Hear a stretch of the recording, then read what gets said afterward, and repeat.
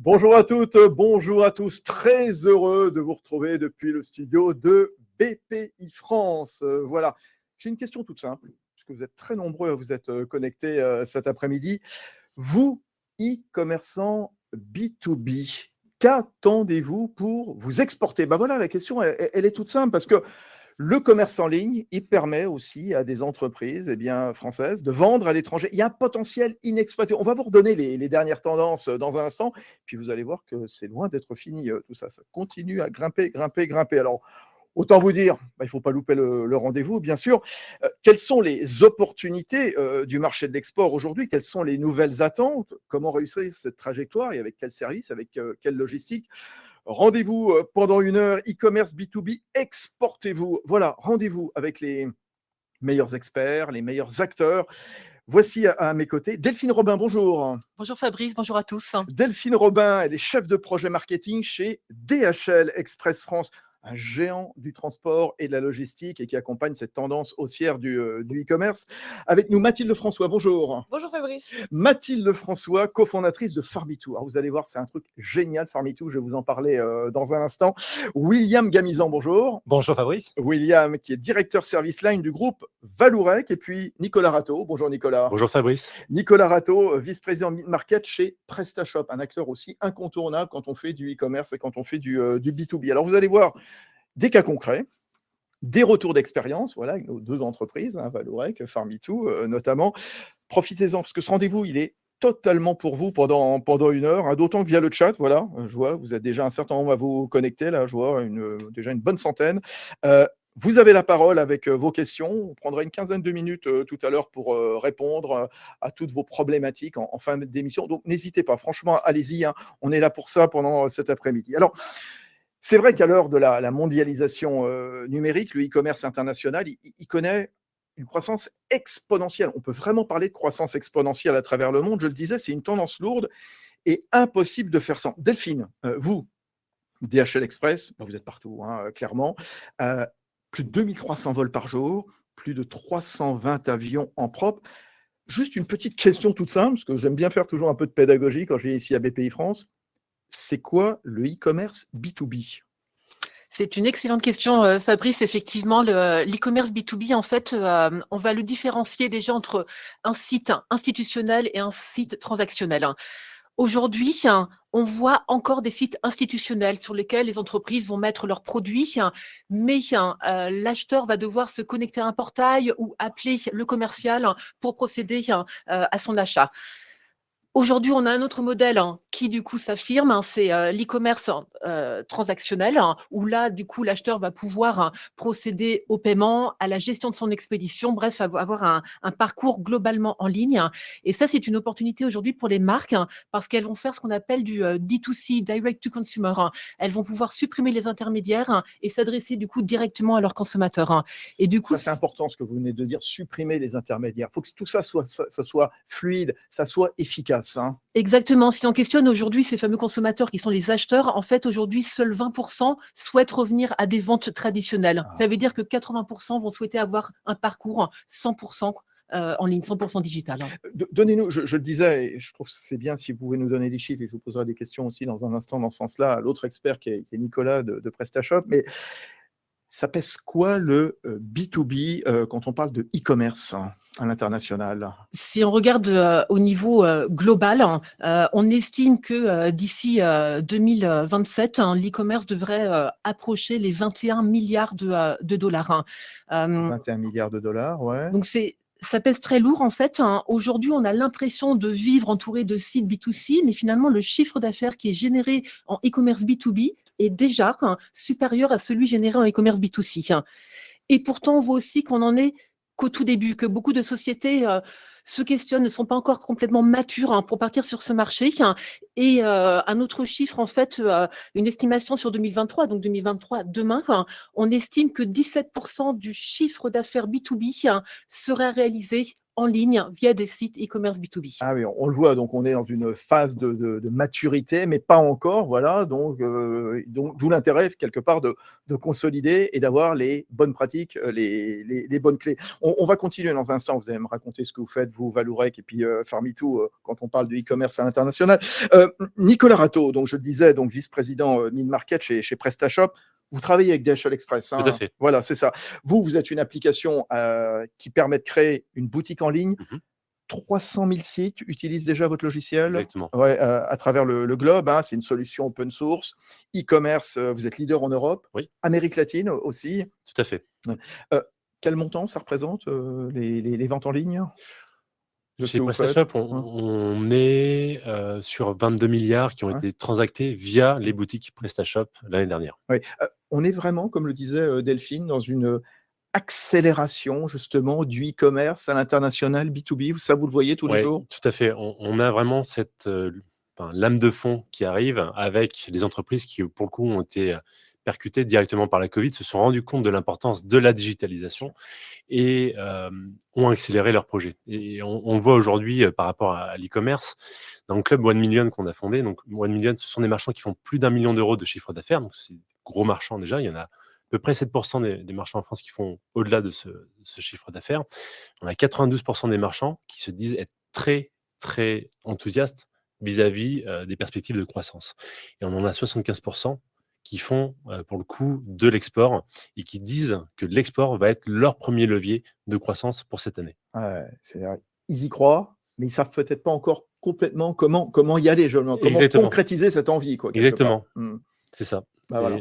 Ils y vont étape après étape. Donc, généralement, c'est des pays francophones et puis après, on élargit au fur et à mesure. Ouais, d'où l'intérêt pour vous toutes et tous qui nous suivez cet après-midi. Ben voilà, allez-y, n'ayez pas peur, donnez-nous vos questions. Je ferai un petit tour de table d'ici une grosse demi-heure, justement. L'envie de se lancer, pourquoi vous êtes lancé, vous allez nous le raconter. Je disais impossible de faire sans. Tiens, Vallourec. Alors, Vallourec, vieille entreprise historique industrielle française, hein, n'est-ce pas, William Gamizan, groupe mondial, vous fabriquez des tubes en acier, sans soudure, des solutions tubulaires. C'est principalement pour ce qu'on appelle l'oil and gas, hein, les marchés du gaz, bien sûr, et du pétrole. C'est 2/3 du chiffre d'affaires, hein, c'est chez vous? Alors, c'est tout à fait ça. Donc, Vallourec est un acteur très traditionnel de l'industrie française. Alors, c'est désormais un groupe international puisqu'on est présent dans une vingtaine de pays. Mais effectivement, on a cette image donc de groupe traditionnel. Et pourtant, Vallourec a été innovant dès ses débuts puisqu'on a conçu en fait des produits qui étaient capables donc de développer des champs pétroliers, vous en parliez, en offshore profond, etc. Et donc, tout ce champ d'innovation qu'on a développé autour du produit au départ, on est désormais en train de le développer autour de la digitalisation et autour donc de solutions e-commerce. Et pour nous, effectivement, non seulement le Covid, mais le changement des usages parmi nos clients nous ont amenés sur le terrain de la digitalisation. Et je pourrais vous en dire un petit peu plus après, très concrètement, comment ça s'est passé. Moi, je vous invite vraiment à rester avec nous parce que vous n'imaginez pas comment Vallourec se transforme justement au travers de ce site de e-commerce international B2B avec B2B, on en parlera tout à l'heure. Et puis c'est vrai, quand vous parlez aussi du contexte du moment, le contexte important, c'est l'environnement, on évite le gaspillage, on fait du recyclage, et ça, vous êtes en pointe là-dessus, vous nous raconterez ça dans un instant. Je ne sais pas si on pourra parler, Vallourec, le Vinted du tube en acier, mais bon, on ne sait jamais, pourquoi pas, après tout. Bonne comparaison. C'est tout le mal que je vous souhaite en même temps. Bon, enfin, MeToo, c'est une boîte un peu plus jeune que Vallourec, Mathilde Lefrançois, que vous avez cofondée. Alors ça, c'est formidable. Vous mettez en relation les agriculteurs avec des fabricants d'équipements agricoles. Vous travaillez avec 450 partenaires.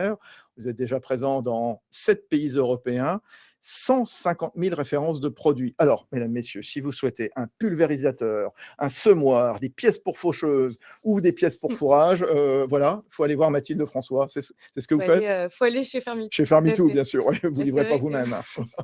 Le marché agricole, c'est un secteur qui est absolument énorme qui est très européen, mais pour lequel il y avait peu d'interactions en ligne entre les pays.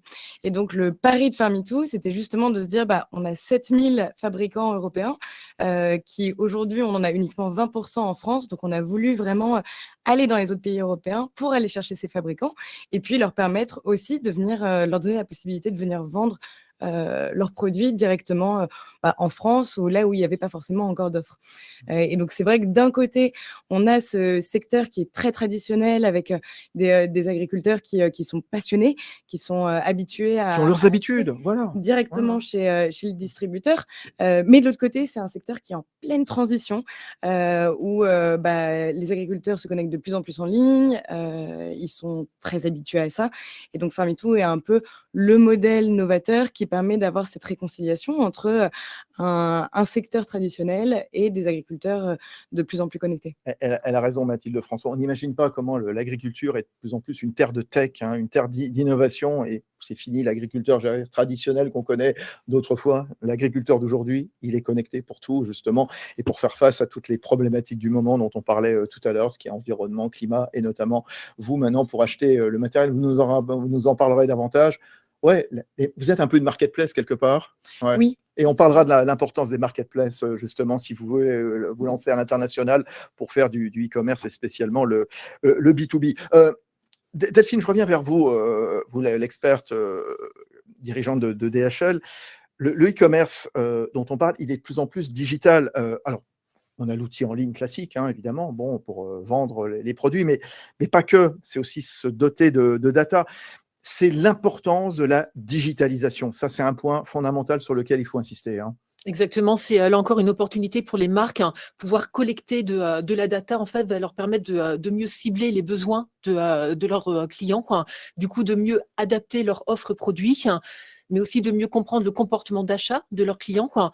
Et c'est vrai, pour dire un mot que l'on utilise souvent, mais ils vont vraiment gagner du coup en agilité. Ouais, mais c'est ça, l'agilité, ça évidemment, on en a tous besoin quand on est chef d'entreprise, et d'où l'importance justement d'alléger un petit peu les process.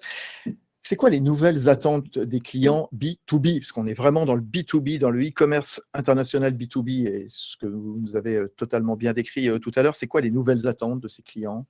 Pour parler des nouvelles attentes, déjà, c'est qui sont ces nouveaux clients? Oui. Et on s'aperçoit que 73% des millennials aujourd'hui prennent part à une décision d'achat. Ah. Et du coup, parmi ces millennials, 44% nous disent aujourd'hui ne veulent plus souhaiter d'interaction avec un commercial.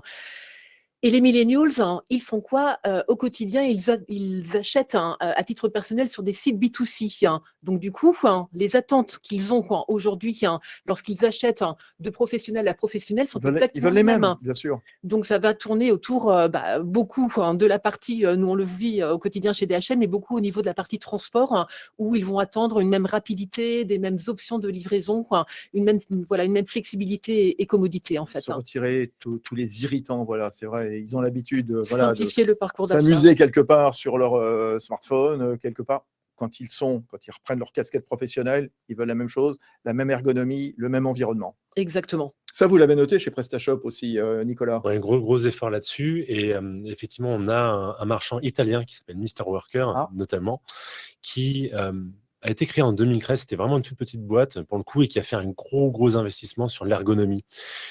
Ça lui a permis tout simplement d'avoir une croissance de plus de 50% en 4 ans. Aujourd'hui, le site délivre ses produits dans plus de 170 pays, notamment avec DHL. Et ce qui est intéressant, c'est qu'ils ont 500 000 produits au catalogue. Donc, il y a aussi cette question d'exhaustivité où quand je vais sur un site, j'ai besoin de trouver le fruit, enfin, ce dont j'ai besoin tout de suite, maintenant. Et donc, il y a un vrai impératif d'avoir un catalogue avec une vraie profondeur et des capacités de livraison quasi instantanées. Ça, vous l'avez noté également, Mathilde, Farm.me, les jeunes agriculteurs, voilà, ils sont au rendez-vous plus que les autres? Jeunes et moins jeunes d'ailleurs. Jeunes et moins jeunes, oui. En fait, on a totalement des agriculteurs, bien sûr, de plus de 50 ans aussi sur la plateforme. J'espère. Et effectivement, il y a cet enjeu d'une offre de produits qui soit assez grande, qu'ils ne retrouvaient pas forcément au niveau local, et que nous, on leur apporte à travers la diversité du catalogue. Et puis, le bon produit au meilleur prix tout de suite. Ouais. Et chez les agriculteurs, cette notion justement de logistique, de rapidité de livraison est très, très importante parce que, alors là, je segmente un peu sur le secteur agricole, mais quand on est un agriculteur et que sa moissonneuse-batteuse en pleine moisson tombe en rade, et il faut pouvoir avoir son démarreur SOS. Ouais. tout de suite. Bien sûr. Et aujourd'hui, c'est quelque chose qu'on apporte à travers la plateforme et des prestataires de logistique, de dire on commande sur le site et on est livré le soir même ou le lendemain matin. William Gamizan, il y a une exigence pareil des clients de Vallourec pour être livrés vite, bien, au bon endroit et au bon moment. Absolument, et compte tenu du secteur dans lequel nous on opère, qui est un secteur très industriel, alors vous imaginez, quand on parle d'énergie, on parle dans les énergies fossiles depuis le pétrole. Quand on parle du renouvelable, on parle donc de stations hydrogène. Et donc, il y a quand même une petite nuance parce que les enjeux de sécurité et de fiabilité sont extrêmement importants. Donc, nous, on fait face à deux types de besoins. Il y a un besoin lié à l'usage, l'évolution des usages, la digitalisation. Et pour nous, la traçabilité donc, est un élément extrêmement important dans le cadre de la digitalisation, savoir où on en est, à quel moment. Mais à côté de ça, comme on est sur des produits assez techniques et comme on est sur des enjeux de sécurité très importants, il y a toute une dimension fiabilité. Alors, c'est peut-être pas tout à fait la même chose, mais ça ressemble à ce que Mathilde disait sur la fiabilité de l'équipement. Pour nous, c'est un équipement très gros, structurel, qu'il faut prendre en compte également dans la digitalisation. Ah, c'est intéressant ça. Delphine, est-ce qu'on peut dire qu'il y a une banalisation quelque part des achats en ligne, le fait qu'il n'y ait plus de frein, voilà, maintenant c'est normal. On a vu effectivement un grand changement. Au départ, le B2B, en fait, les acheteurs avaient du mal à investir ou avoir de gros paniers parce que au niveau du paiement, c'était peut-être un peu touchy de dépenser de grosses sommes. Et ça, Nicolas pourrait aussi en parler. Il y a eu vraiment des énormes changements qui ont été faits au niveau de la sécurité des plateformes de paiement, des sites web en règle générale. Et aujourd'hui, pour donner quelques chiffres, en fait, on a 60% des acheteurs qui se disent prêts à dépenser plus de 50 000 dollars dans un panier. 60%, ça, c'est un vrai changement. Voilà, des clients sont prêts à faire une dépense de plus de 50 000 dollars. Exactement, exactement. Ce n'est plus un frein, en fait. Il n'y a plus de variable psychologique. C'est ça, Nicolas Rateau, PrestaShop. Tout à fait. Il y a pour ça besoin en fait, de reprendre les mêmes codes que le B2C, avec de la réassurance, avec notamment le fait de mettre en avant des marques comme DHL sur le transport. Vraiment de faire vivre cette expérience B2C en B2B. Et effectivement, la traçabilité, que ce soit au final sur le suivi du colis, que ce soit sur l'arrivée, sur la capacité de s'assurer que le produit est bien arrivé et pour le coup en bon état, c'est absolument essentiel. Et c'est exactement les mêmes codes au final, B2C, B2B, tout se confond et on crée une expérience qui est juste unique d'achat en ligne. Mathilde Lefrançois, c'est quoi le panier moyen chez vous alors? Je ne sais pas si on est à 50 000 dollars, non? Pas tout à fait. Alors, on est aux alentours de 400 € hors taxe. Mais effectivement, je rejoins la discussion parce que nos clients, généralement, quotidiennement, on a des paniers à 3 000, 4 000, 5 000 € sur des produits qui sont très, très gros aussi. Ouais. Donc, ils n'hésitent plus à acheter une cuve de 9 000 litres qui arrive avec un camion et un déchargeur. Donc, il y a des très, très gros achats qui se font en ligne. Une cuve de 9 000 litres, donc, à trouver sur Farmito, voilà. Très bien, non, mais pourquoi pas, hein, surtout pour faire un monde, comme on dit. Delphine Robin, DHL. Justement, je rebondis sur ce que vient de dire Nicolas Rateau. Il reste des différences principales entre les sites B2B et les sites B2C ou pas? Ouais, il y a quelques différences. Alors effectivement, c'est les sociétés qui souhaitent ouvrir un site e-commerce B2B ont tout intérêt à s'inspirer de ce qui se fait en B2C. C'est une évidence. Il y a deux endroits où ça va différer un petit peu, notamment au niveau de la fiche produit, où lorsqu'on est sur de l'e-commerce B2B, on va chercher davantage de détails au niveau du produit, davantage de caractéristiques. Donc la page produit doit être davantage renseignée pour de l'e-commerce B2B. Et puis bien sûr, la partie paiement, où là, vous avez tout intérêt du coup à offrir davantage de paiement, du paiement sur facture, du paiement par virement. Carte bancaire, bien sûr, parce qu'on a aussi les cartes bancaires d'entreprise. Mais vraiment, voilà, ces deux principaux endroits diffèrent, fiche produit et options de paiement. Ça, on va tout vous expliquer dans un instant. Justement, on va essayer de vous donner toutes les clés pour réussir quand on va parler de paiement, de TVA intracommunautaire, de langue également aussi. Voilà, tout ça, c'est important de le savoir. En tant qu'e-commerçant B2B, maintenant, qu'attendez-vous pour vous exporter? Voilà, c'est la question qu'on se pose aujourd'hui. Je rappelle, hein, vous êtes déjà un certain nombre à nous poser des questions et je remercie les premiers, Giovanni, Florent, Scafi, voilà, enfin tout ça. Voilà, on va vous donner la parole dans un instant, évidemment. Alors, on va revenir quand même, parce qu'on a besoin de comprendre, spécialement pour vous, William chez Vallourec et puis Mathilde chez Farmitou, à quel moment on décide de se lancer. C'est vrai qu'on a choisi 2 expériences, vous avez pu vous en rendre compte, avec un vieil industriel. Quand je dis vieil industriel, c'est pas vous, non, William, c'est Vallourec, bien sûr. Voilà, et avec un site e-commerce en propre et puis une marketplace comme celle qu'a développée récemment donc Mathilde avec son associé. 2 usages complémentaires.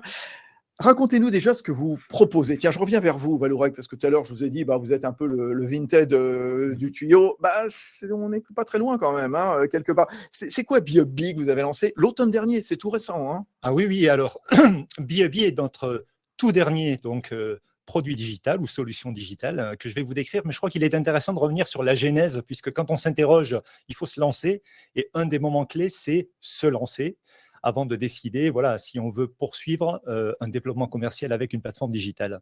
Donc, Vallourec, alors, je nous qualifierais plutôt d'industriel innovant plutôt que de vieil industriel. Et je vais vous en donner la preuve. Vallourec, en fait, vous le savez peut-être pas, mais Vallourec est un producteur de tubes en acier pour le secteur de l'énergie. Donc, vous avez parlé de pétrole et gaz, mais il n'y a pas que le pétrole et le gaz, il y a aussi de la construction, de l'automobile et du renouvelable.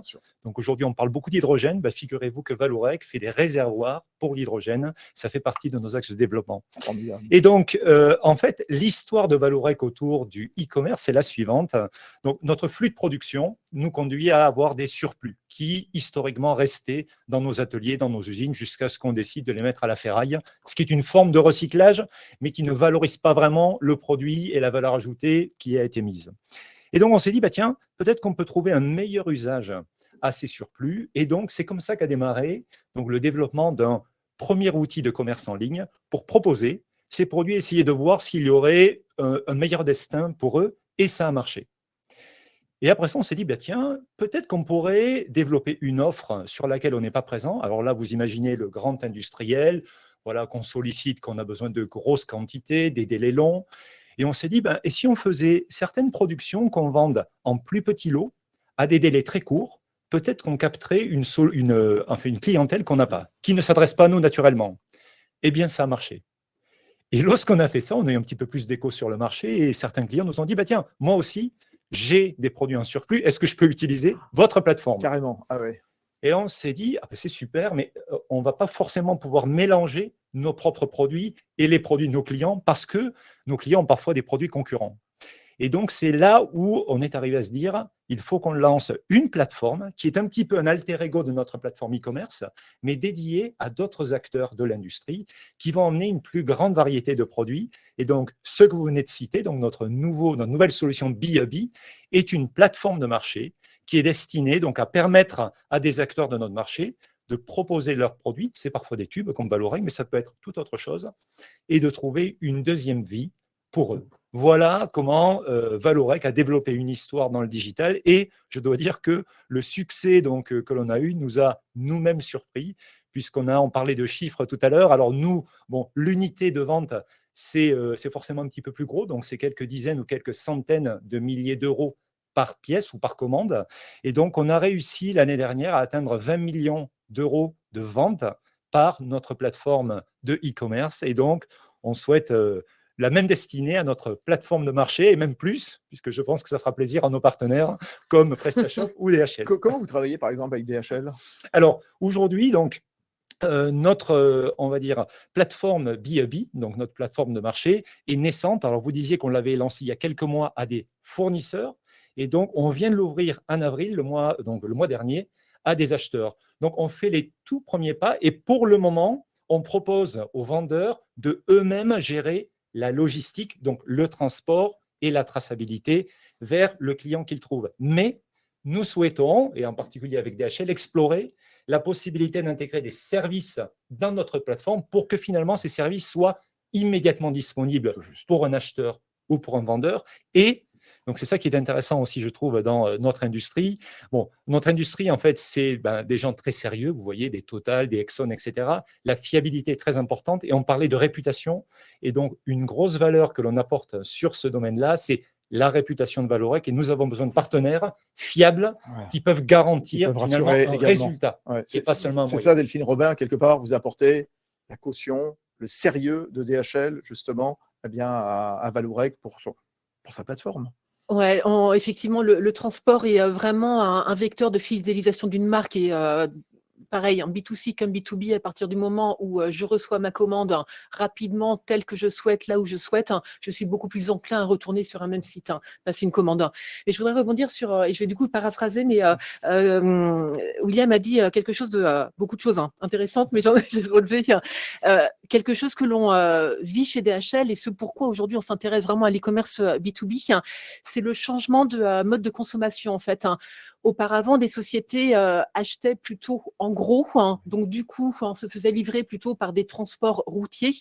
Aujourd'hui, le fait de mettre ces produits en ligne permet aux acheteurs de commander lorsque j'ai besoin de ma commande, du coup, des quantités plus petites et du coup, des livraisons plus rapides. Et là, des transporteurs comme DHL, Et effectivement, vous allez ont adapter, l'avantage vous, unique. affiner quelque part le mode d'acheminement qui ne sera pas le même si on achète, je sais pas, milliers de tuyaux que si on achète, voilà, c'est tout simplement. Ouais. Ouais. Vous, PrestaShop, comment vous travaillez avec Vallourec? Là-dessus, déjà, il y a 3 points sur lesquels on travaille activement et vraiment tous les jours avec les équipes. C'est donner la plateforme la plus fiable possible.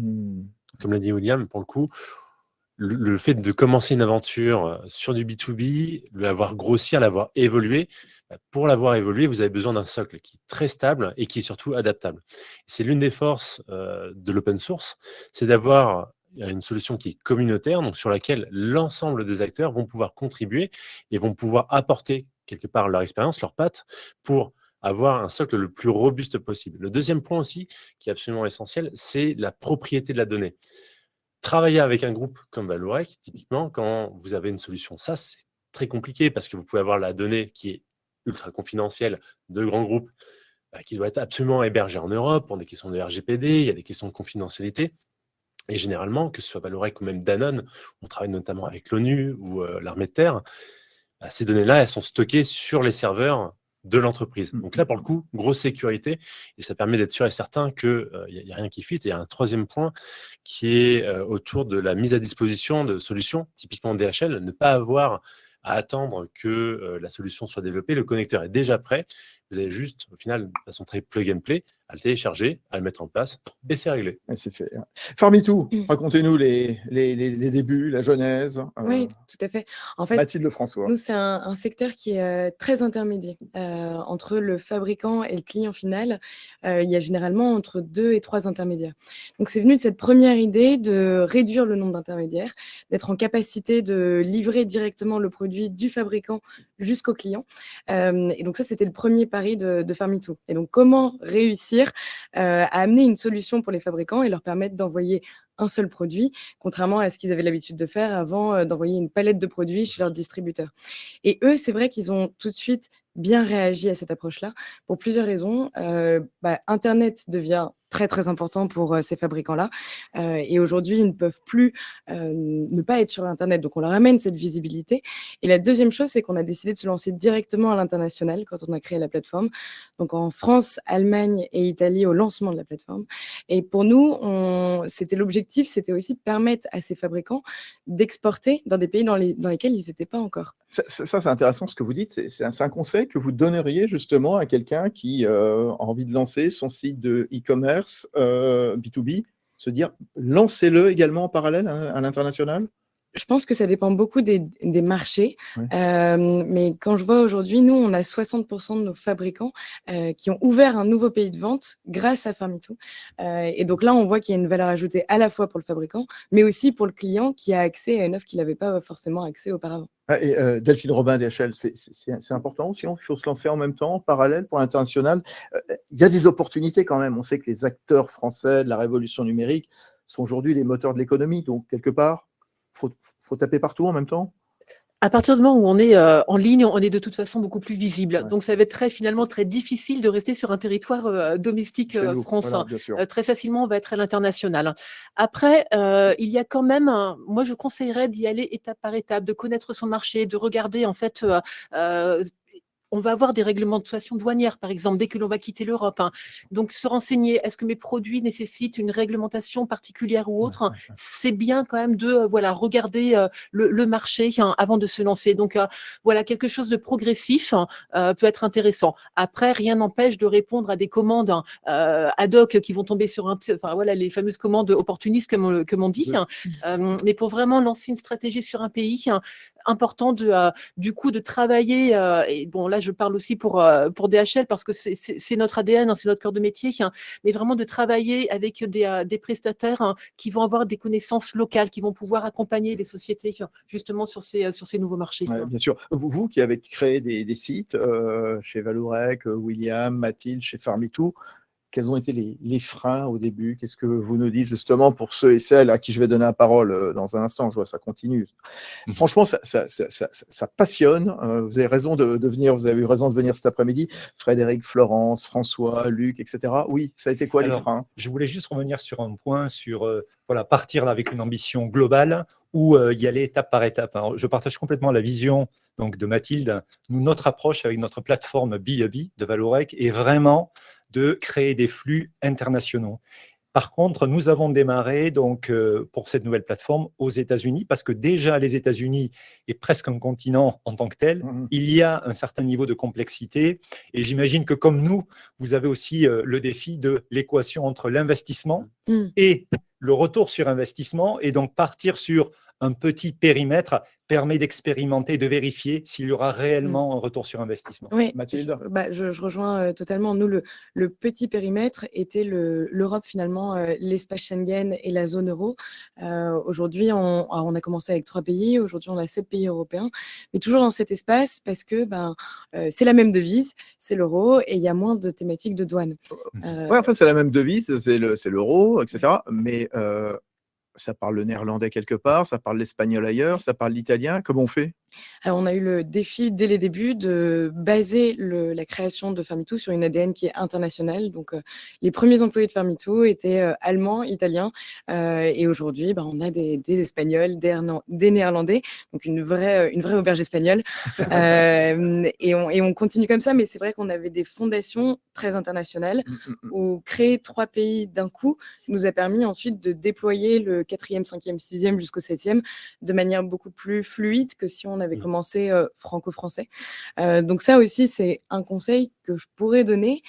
Si on a envie, si on a en tête cette vision plus globale, peut-être d'y aller étape par étape, mais penser international dès le départ, parce que ça structure de manière très différente l'organisation. Et alors, Delphine Robin, quand voilà, vous êtes une actrice mondiale du transport, de la logistique avec DHL, c'est quoi les changements dans la supply chain quand on parle de e-commerce international B2B? Voilà, quelle logistique mettre en place? Ouais, ça a obligatoirement des conséquences en fait. Le fait de vendre ses produits en ligne va fortement accélérer le flux de marchandises. Ça va effectivement, on l'a vu tout à l'heure, mais mondialiser on va être dans la mondialisation des échanges parce que voilà, plus visible. Ça va répondre aussi à un objectif de réduction des coûts.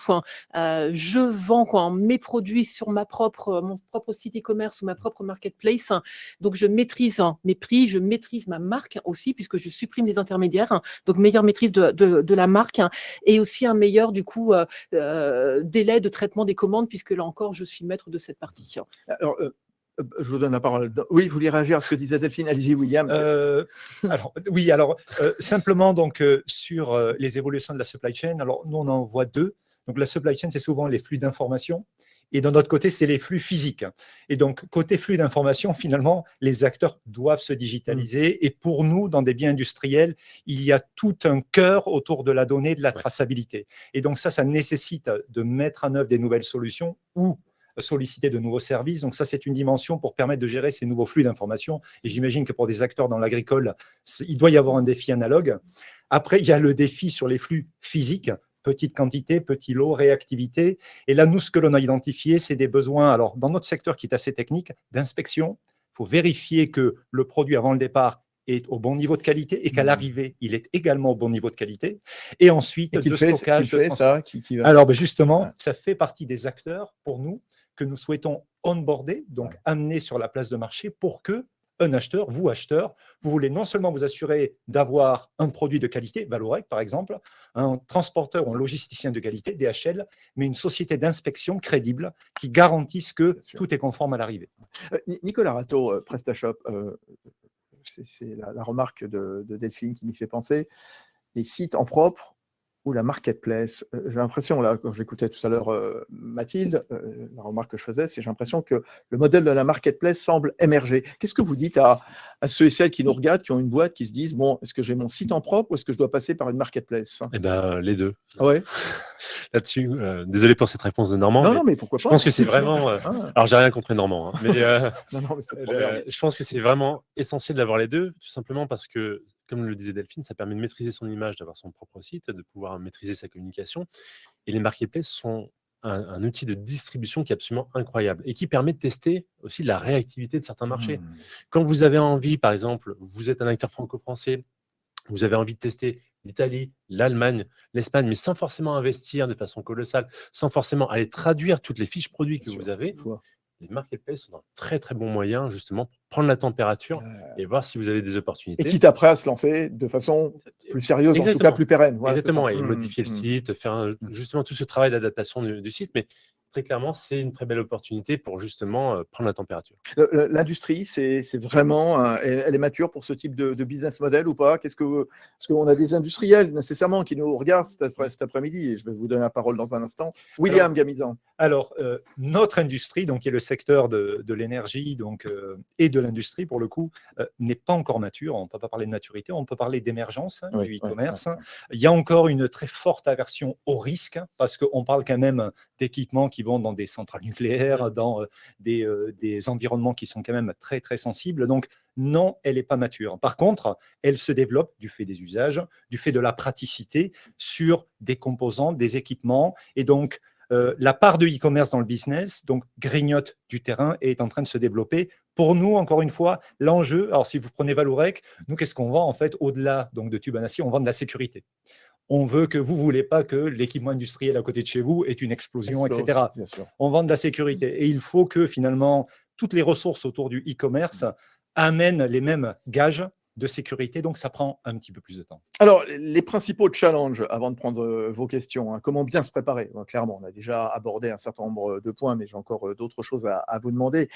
Sur les clés de la réussite, hein, quand on est un e-commerçant à l'international et quand on fait du B2B, hein, revenir peut-être sur quelques-unes des difficultés, parce que tout ça n'est pas toujours très, très simple. Juste un mot sur les solutions IT, l'agilité qui a été tout à l'heure abordée par William et Delphine. C'est quoi l'intérêt de l'open source pour des clients B2B? Vous en êtes un acteur, Nicolas Rateau, PrestaShop. J'ai mentionné tout à l'heure, il y a la notion de sécurité de la donnée, déjà qui est absolument indispensable pour des business, notamment comme Vallourec. Vous avez la force de l'open source et notamment son adaptabilité, je vais y arriver. Et selon les verticales dans lesquelles vous êtes, vous n'avez pas les mêmes besoins, vous n'avez pas la même façon de présenter les choses. Et donc, ce qui fait qu'un carcan qu'on peut avoir comme pour le SaaS, va vite vous limiter et vous n'allez pas donner l'expérience que vous souhaitez. Et à nouveau, comme on l'a dit, le B2B est naissant. Donc, vous devez convaincre, vous devez donner tous les éléments aux visiteurs pour qu'ils puissent aller jusqu'au tunnel d'achat. Et quand on regarde par exemple le B2C, on est sur des taux de conversion de 1,7% en moyenne. Donc, c'est-à-dire que pour 100 visiteurs, il y en a à peine 2 qui transactent réellement. C'est un chiffre faible. Ouais. C'est faible, mais ça veut dire aussi que les acteurs sont de plus en plus, les visiteurs sont de plus en plus exigeants. Et cette exigence, on la retrouve sur le B2B. Donc, avoir une expérience qui est vraiment au cordeau et tout simplement aussi donner des gages de sécurité, je pense que c'est le plus important. Et l'open source donne ces éléments-là. Alors, c'est vrai que ce n'est pas toujours simple nécessairement, et on vous a entendu quand on parle à la fois des questions linguistiques, des questions douanières, hein, quand on parle des droits de douane, le taux de change également, les moyens de paiement, quel pays choisir aussi, hein, vous le disiez tout à l'heure, Delphine, comment se faire connaître, tout ça. D'où l'importance d'être bien accompagné Par un prestataire. Bon, clairement, enfin, DHL, allez-y, hein, on n'est jamais mieux servi que par soi-même. Delphine Robin, Bah, effectivement, alors, on posera la même question à Nicolas dans un instant. Donc, c'est l'instant promo. Ouais. oui, parce que les bons prestataires, effectivement, voilà, c'est informatique, digital, transport. Et effectivement, pour le transport, comme je disais tout à l'heure, c'est notre cœur de métier. Avant de faire du e-commerce, DHL servait principalement des clients B2B. Donc, la connaissance des réglementations internationales, les facilités douanières, le réseau intégré, c'est encore une fois juste notre ADN. Donc, Ne jamais rester seul, c'est surtout ça que je voulais dire, Surtout au-delà de pas, faire tout une à fait. promo ou pas de vos boîtes, c'est ça franchement. Non, hein. mais Voilà. et vous avez tout à fait raison, et c'est Ouais. pour ça qu'on a créé notamment le Million Club. Million Club, ce sont des entrepreneurs qui sont partout en France et à l'étranger et qui mènent leur boîte. Et quand j'ai eu l'occasion et la chance de les avoir, premières difficultés qu'ils avaient, c'est de me dire, mais je suis isolé. Ouais. Je suis seul dans mon coin, je fais mon business en ligne, mais je ne sais pas à qui en parler et je n'ai pas de point de référence. Donc globalement, je ne sais pas si je me plante ou si je fais bien mon business. Mathilde, vous aviez contacté qui avant de vous lancer comme ça pour dire, oh là là, est-ce que je me lance pas dans un truc super compliqué Oui. Vous êtes entouré de qui des conseils de qui? Alors, c'est drôle, on en parlait juste avant avec Nicolas. On a une connaissance en commun Oui, qui est Denis Fayol, qui est un des cofondateurs de La Fourchette et qui a beaucoup accompagné Bien. Mano Mano dans ses débuts. bien sûr. Et qui nous a donné beaucoup de conseils, qui était un des associés cofondateurs avec nous dès le départ.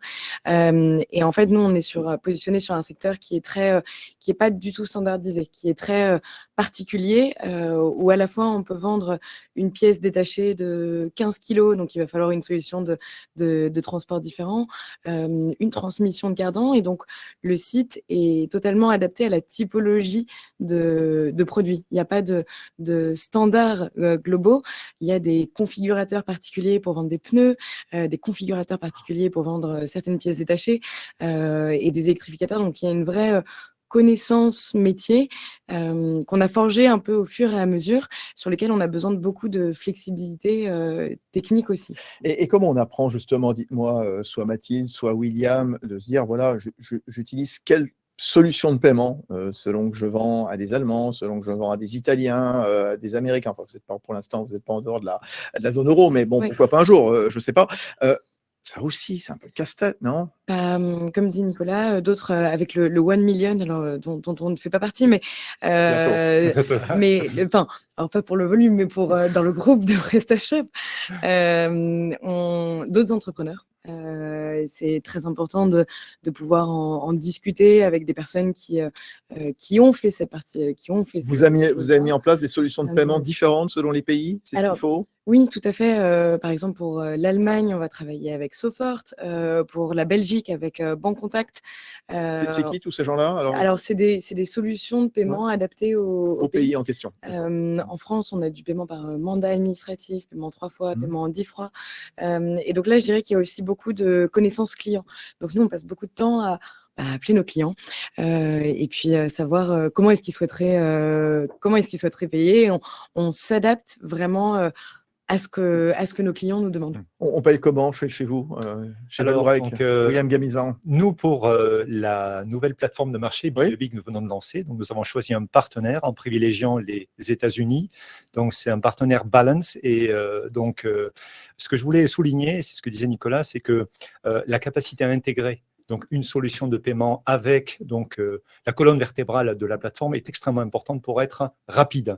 Et je voulais revenir un instant sur la question de la vitesse, parce que pour nous, en fait, chaque euro engagé nécessite un retour sur cet euro le plus rapide possible.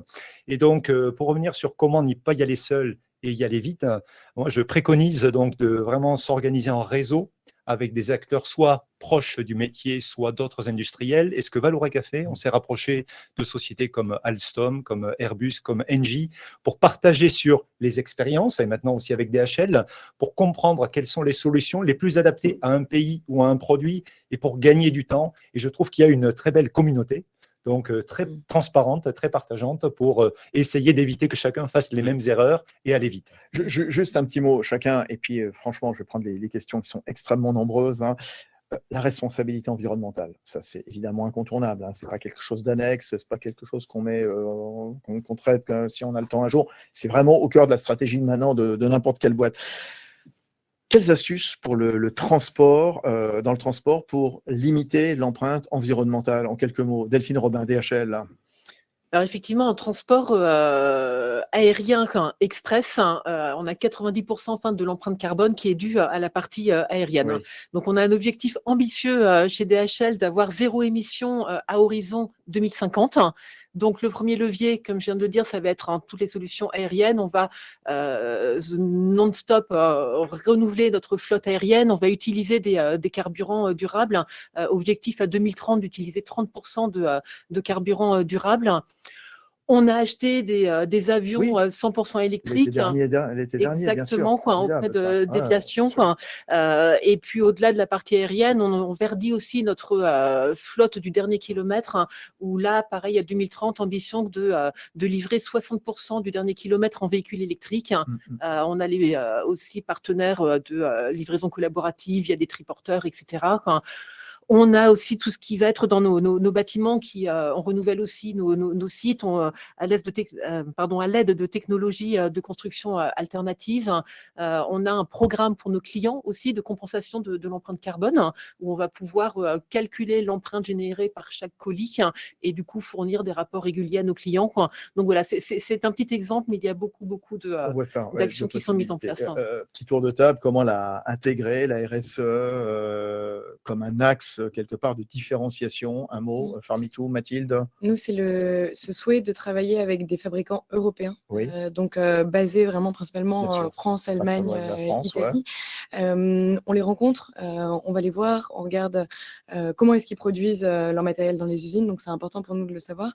Et puis effectivement, comme on regarde de plus en plus le label B Corp, on pourrait se dire qu'à terme, on a un label ou une notation des fabricants avec lesquels on travaille pour être sûr d'apporter à nos clients des fabricants qui respectent des normes RSE sur ça, et puis le transport aussi. Nicolas? Oui, côté e-commerce, ça peut être aussi tout simplement l'optimisation du site avec l'hébergement. Oui. Tout simplement un hébergement qui est optimisé, un applicatif qui l'est tout autant, et quelque chose d'assez simple, le poids des images. Quand vous allez sur un site, tout le monde n'a pas le dernier iPhone, tout le monde n'est pas non plus en 5G. Exactement, ça prend de la bande passante. Donc, sûr. pour le coup, optimiser ces parties-là, c'est aussi réduire l'impact carbone du site. Chez Vallourec, clairement, l'idée d'avoir mis en place ce site, c'était au départ, quelque part, pour faire du recyclage, pour ne pas gaspiller. Donc, quelque part, vous avez construit ça, évidemment, avec cette notion de RSE. Juste une petite question. Est-ce que vous avez réussi à quantifier, à mesurer un tube recyclé? C'est quoi? C'est combien de CO2 en moins sur la planète? Alors, c'est une excellente question. Donc, un tube chez Vallourec, c'est donc un petit bébé qui fait 14 mètres de long. Oui, est-ce que je voulais en acheter un pour mon jardin? Qui pèse une tonne. Alors, pour les piquets de jardin, on peut trouver mieux, mais pour ce qui est de la qualité, pas mieux. Bon, alors, ceci dit, 14 mètres. C'est une excellente question. Un tube produit par Vallourec, c'est quasiment 2 tonnes de CO2. 2 tonnes de CO2 dans l'atmosphère. Et écoutez bien, donc, parmi nos concurrents, Vallourec est un des producteurs d'acier les plus verts, c'est-à-dire que nous sommes donc le producteur qui fournit des produits ou qui fabrique des produits avec la plus faible émission de CO2. Mais c'est quand même pas mal. Et du coup, comme vous le disiez, Fabrice, donc notre plateforme de marché finalement a l'économie circulaire au cœur donc de sa raison d'être. Et donc chaque tube que nous permettons de recycler, c'est quasiment 2 tonnes de CO2 qui sont épargnées pour la planète. Donc, nous poussons beaucoup sur cet argument également vis-à-vis de nos clients et ils sont très réceptifs. Alors, je remercie tous ceux qui nous ont posé des questions. Charlie, Xavier, Elsa, Marie, Mohamed, Bethzabé, Logan, Joël. J'ai regroupé un certain nombre de questions, je vais vous les poser. Alors, je croise les doigts, vous savez quoi? Parce que j'ai ma tablette là qui a 5% de batterie. On va essayer de tenir le coup jusqu'à le temps des questions. Voilà. Alors, première question. Donc, je crois que ça s'adresse plutôt à Delphine, cette question. Comment faites-vous au niveau des livraisons à l'international? Est-ce qu'il est obligatoire d'avoir une annexe dans d'autres pays avant de pouvoir vendre dans ces pays en question? Non, tout va dépendre de la stratégie de chaque entreprise. Alors, si je comprends bien la question, avoir une annexe, c'est certainement avoir un dépôt Je pense que c'est ça la question dans les qui est pays latente, locaux. là. Ce que l'on peut observer, en fait, généralement, en fait, les flux vont partir de France et aller à l'international. Et puis, quand les flux commencent à se densifier, effectivement, à un moment donné, on réfléchit à s'installer localement pour n'avoir plus qu'un transport domestique sur place. voilà, ce que l'on voit dans les grands schémas. Mais au départ, généralement, tout part quand même de France. Bien sûr. Alors, je continue à prendre des questions. J'en sélectionne. Il faut que tout le monde ait la parole. Tiens, Nicolas, je pense que ça sera pour vous, celle-là. Je lance mon entreprise e-commerce. Est-ce que je dois immédiatement penser à l'international? C'est la question qu'on se posait tout à l'heure. Ou cela doit-il se faire dans un deuxième temps? C'est pas grave, c'est bien de Non, répéter. comme l'a dit Voilà. William, pour le coup, avoir la vision de l'international et débuter sur un marché local, c'est tout à fait cohérent. Mathilde, via Farm2, quelle zone pouvons-nous adresser dans le monde? Aujourd'hui, France, Allemagne, Autriche, Belgique, Italie, Espagne, Pays-Bas. Demain, la Pologne et puis sûrement d'autres pays européens dans un premier temps, bien que le marché américain soit un très gros marché, mais avec des habitudes d'achat qui sont très différentes. Autre question, William, il y en a une pour vous. Oui, Vallourec, c'est vous. Donc, chez Vallourec, est-ce qu'il y a un service client avec des commerciaux qui peuvent donner des conseils techniques? Et si oui, comment est-ce organisé? Réponse, s'il vous C'est plaît. une excellente question. Donc, oui, il y a une petite administration des ventes et des offres que l'on fait sur nos solutions de e-commerce pour accompagner le client, notamment quand on est en phase de démarrage. Donc, c'est tout à fait existant. Et donc, comme on est sur des marchés qui sont assez techniques, nous pouvons nous appuyer sur les ressources techniques du groupe. C'est l'avantage d'être un grand groupe pour répondre à des questions qui peuvent être plus spécifiques, qui nécessitent un savoir-faire technique. Et c'est là où Vallourec amène de la différenciation par rapport à une start-up qui a toute l'agilité, beaucoup de compétences, mais peut-être pas le savoir-faire technique qu'un grand groupe comme DHL ou Vallourec ou d'autres peuvent apporter. Ouais, vous vouliez rajouter quelque chose? Delphine Robin, DHL, s'il vous plaît. Ouais, le point est intéressant, effectivement, parce que quand on parle des freins que rencontrent certaines entreprises à se digitaliser, c'est aussi parce que cela va faire bouger les lignes à l'intérieur même de la société, faire évoluer les postes, et vraiment au niveau des ventes aujourd'hui, en fait, ce qu'on attend lorsqu'on a un contact commercial, c'est de la valeur ajoutée. En fait, on n'attend pas que la personne arrive avec un bon de commande. Ça, on le fait en ligne. Toute l'action de paiement en ligne. En revanche, les ventes doivent vraiment être. On souhaite parler à des conseillers, à des experts qui vont nous apporter une vraie valeur ajoutée. Oui, et d'ailleurs, Delphine, William. Tout à l'heure, je crois que vous posiez la question des freins pour développer ce type de totalement. solution. Alors là, je pense qu'il y a une très grande différence entre une start-up qui développe une solution de e-commerce et un grand groupe.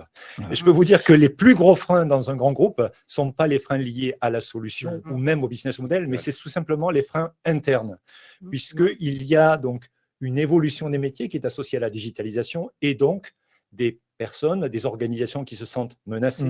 Il y a la peur aussi de la cannibalisation. Et donc, il y a tout un tas de freins internes qui sont parfois plus puissants que la difficulté technique elle-même de lancer un nouveau. Ça, c'est intéressant. Comment rassurer, question que je pose William, Nicolas chez PrestaShop, comment embarquer les collaborateurs pour leur dire, écoutez, maintenant, c'est la solution, c'est l'avenir. Et quelque part, vous aussi, vous avez votre part là-dedans. Qu'est-ce qu'il faut raconter? Alors, souvent, on n'est pas le meilleur prophète dans son pays. Donc, être capable de montrer de bons exemples de l'externe et des succès, ou en tout cas des expérimentations, est une grande aide pour convaincre un interne. Et ensuite, il faut s'entourer d'acteurs professionnels. Donc, évidemment, si on s'associe à un DHL et à un PrestaShop, on a aussi des gages de solidité qui rassurent. Mais ceci dit, ça ne permet de faire qu'un petit bout du chemin. Ensuite, en interne, il faut simplement bien communiquer, bien expliquer la vision et surtout ne pas se mettre en compétition, mais en complémentarité par rapport au business historique. Oui, tout à fait. Nicolas Rateau. Sur le métier, je pense qu'il y a un vrai intérêt à intégrer le métier directement dans le projet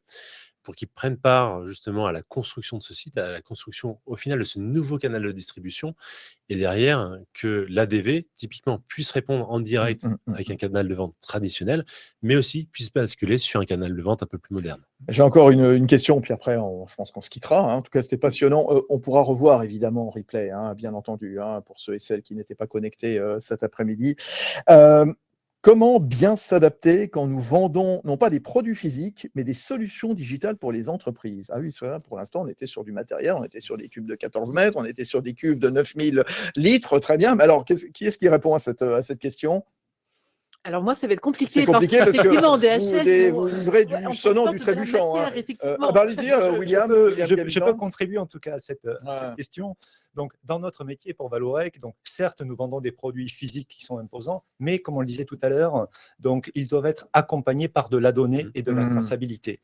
Et ça n'est pas physique, c'est immatériel. Et donc, nous avons développé des solutions digitales qui accompagnent notre produit le long de sa vie. Et donc, nous avons l'intention, dans la plateforme de marché, donc supportée par PrestaShop, de proposer non seulement le produit, mais la solution digitale qui accompagnera l'usager à travers la vie du produit. C'est un exemple donc qui permet de concilier les deux. Il nous reste quelques minutes pour conclure. Question toute simple. C'est facile de faire donc du e-commerce à l'international en B2B. Vous recommandez, vous donnez ce conseil. Allez, je commence avec Mathilde. Oui, je recommande totalement, bien sûr. Nous, on a 60% de notre activité qui est à l'export et 50% de nos commandes qui sont cross-border, donc un fabricant allemand qui va vendre en France. Donc, ça montre vraiment pour notre business la plus-value d'avoir des fabricants de nationalités différentes et puis d'être basé sur d'autres pays, bien sûr. C'est quoi la prochaine étape pour Farmito? La prochaine étape, poursuivre l'internationalisation. Bien sûr. La deuxième chose, c'est qu'on est aujourd'hui beaucoup sur du neuf. On réfléchit de plus en plus à de l'occasion. Et puis enfin, on a envie de développer une brique beaucoup plus communautaire. On parlait tout à l'heure, William, de la dimension ADV, accompagnement. Nous, la connaissance des produits vient aussi beaucoup de l'expérience et des agriculteurs eux-mêmes plus que des fabricants. Et il y a beaucoup d'échanges à faire sur cette partie-là. Le marché de l'occasion, elle a raison, Mathilde. J'ai l'impression que c'est aussi un marché qui va monter. Vous le voyez aussi, vous, Nicolas Rateau, chez PrestaShop? On voit beaucoup plus de sites de deuxième main pour le coup, et l'économie circulaire est en plein boom. Et on commence à voir les prémices aussi sur la partie B2B, sur cette partie-là. C'est très intéressant. Très, très bien. Par rapport à votre question, Fabrice, est-ce que c'est facile ou pas d'y aller? Je pense que la chose à faire, c'est avant tout de sortir de chez soi, sortir du bureau et d'aller discuter, d'aller trouver des pairs pour pouvoir échanger. Bien entendu, vous avez des agences, vous avez des intégrateurs, vous avez des solutions partenaires qui peuvent vous accompagner, mais faites le pas d'aller voir des gens qui sont comme vous en train de se digitaliser et échanger sur ce qui a marché, pas marché, et puis après, toutes les questions, c'est juste de bien définir son besoin et de trouver les bonnes personnes. William Gabizan. Valorec. Est-ce que c'est facile? Non, mais bon, comme dit l'adage, à vaincre sans danger, on triomphe sans gloire. Donc, disons que nous sommes convaincus du bien fondé de notre initiative et nous sommes convaincus que nous allons créer plus de valeur pour nos clients ou nos partenaires dans le système, que ce soit avec de l'usager ou du neuf. Et notre ambition, c'est, parce que c'est encore émergent, c'est de créer la plateforme de référence. Alors, tout le monde a en tête Amazon, évidemment, en B2C, mais la plateforme de référence pour des équipements autour de l'énergie et l'industrie, avec les partenaires autour de cette table. C'est tout ce qu'on vous souhaite également. Le mot de la fin, ce sera Delphine Robin, DHL. Eh bien, moi, je pense que c'est indispensable pour les sociétés ne pas se priver d'un nouveau canal de vente. On l'a vu, il y a beaucoup de possibilités d'y aller. Soit on se lance, on ouvre son propre site e-commerce, soit une ambition un peu plus large, on ouvre une marketplace, ou si on ne veut pas partir dans des développements technologiques, on va utiliser des marketplaces déjà existantes. Donc aujourd'hui, il y a beaucoup d'opportunités pour vendre ses produits en ligne. Nous, côté DHL, on est là, on accompagne ces sociétés, les petites sociétés, les grands groupes. En tout cas, on essaie vraiment de partager l'expérience que l'on a pu avoir avec certains acteurs pour aider les autres à se lancer. Et on le dit toujours, on le répète bien sûr, ne restez pas seul, partagez vos doutes, allez voir justement les professionnels, allez voir aussi ceux qui se lancent aussi. Voilà, Mathilde, un jour, j'espère que plein de monde ira vous voir, on dira, comment tu as fait ça avec Farmito, etc. Non, franchement, voilà. En tout cas, merci pour tous vos conseils, merci pour vos retours d'expérience, félicitations. En tout cas, merci à Delphine Robin, donc chef de projet marketing de DHL Express France. À ses côtés, Il y avait William Gamizan, directeur service line du groupe Vallourec. Merci Nicolas Rateau, vice-président mid-market chez PrestaShop. Et puis longue vie à Farmitou. Mathilde François, cofondatrice. J'espère que ça vous a intéressé cette émission. Replay, je vous le disais, donc évidemment pour revoir, user, abuser du replay. Il faut réussir à l'international, aller à l'international, bien sûr. Il faut vous exporter à partir de maintenant, au moment où vous allez nous quitter. Bonne journée, bonne fin de journée, à très bientôt.